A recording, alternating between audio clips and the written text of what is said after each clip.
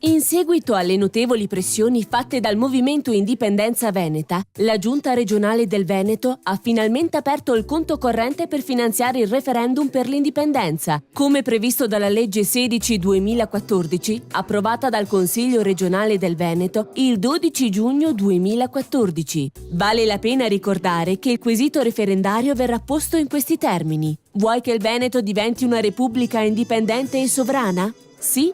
No. Oggi il popolo veneto ha finalmente l'opportunità unica e forse irripetibile di decidere del proprio futuro, con un percorso legale e democratico, attraverso lo strumento del diritto dell'autodeterminazione e con una prova di altissima democrazia, come è avvenuto recentemente in Gran Bretagna per il referendum sull'indipendenza della Scozia. Il portavoce di Indipendenza Veneta Michele Favero e il leader Alessio Morosin hanno ribadito che vigileranno sull'operato della giunta regionale affinché tutto avvenga in modo rapido e trasparente, nonostante la mancanza di collaborazione di alcuni dirigenti della Regione Veneto. La Regione Veneto ha fatto un comunicato stampa nel quale è possibile vedere gli estremi del conto corrente per effettuare il bonifico, numero 2219 del 3 ottobre 2014. Tale comunicato è visibile anche sul sito della Regione. Coordinamento Area Montebelluna. La nostra legge 16 è stata impugnata ed è stato negato ai veneti la possibilità che invece hanno gli scozzesi in questo momento. Non si capisce veramente il perché. Tra l'altro un partito, non lo dico questo per appartenenza politica da una parte o dall'altra, ma un partito che si chiama Partito Democratico, come può parlare di democrazia se impugna un diritto dei veneti? Questa è la cosa che più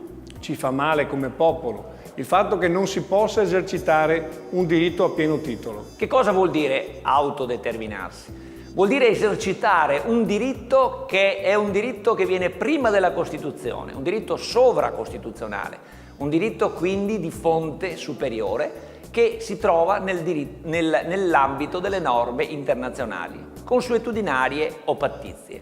Quindi quando parliamo della legge 16, della legge regionale 16, che noi abbiamo contribuito a presentare, che abbiamo scritto e abbiamo presentato meglio in Regione nel febbraio del 2013, che è stata votata definitivamente il 12 giugno di quest'anno, 2014, parliamo di una legge che è fondata sul diritto internazionale, una legge che non è contro la Costituzione, ma che è, diciamo, un'interpretazione combinata della norma costituzionale dell'articolo 10 e del diritto di autodeterminazione come norma internazionale. Non è un discorso di rivoluzione, di ribellione, di contestazione, di anarchia. È una questione molto semplice. Ogni persona può esprimere il suo parere in un contesto democratico? Io ricredo di sì. Tutti noi crediamo di sì. Quindi il problema è perché più persone messe insieme in una comunità politica non potrebbero farlo. Esprimiamo il nostro parere che sia a favore o contro quello che è l'indipendenza, l'autodeterminazione, la Costituzione, la Repubblica Italiana, ma che possiamo farlo. Ho aderito volentieri già qualche anno fa a Indipendenza Veneta, nella sua nascita. Poi quello che mi preoccupa è il futuro, non c'è prospettiva, per quanto si dicano per televisione, per radio e per i slogan.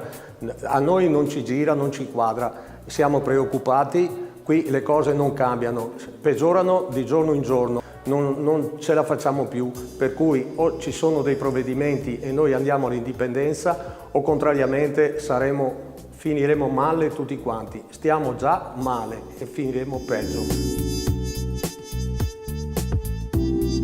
Sono una mamma di 3 figli e in questo momento mi sento di spingere le donne e le mamme a lottare anche loro in questa battaglia che portiamo avanti per il diritto di voto, soprattutto per i nostri figli, in particolare per il loro futuro, perché oggi sappiamo benissimo da quello che viviamo tutti i giorni che come generazione i ragazzi di oggi sono stati cancellati sotto tutti i profili dal punto di vista dei diritti.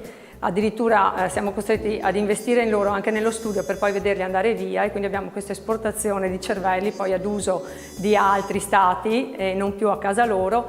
Io in particolare proprio per questo ho scelto di mettermi in gioco come prima persona per difendere loro la possibilità di scegliere se rimanere a casa loro o comunque scegliere di poter andare anche all'estero, perché è bellissimo conoscere il mondo e confrontarsi con altre culture.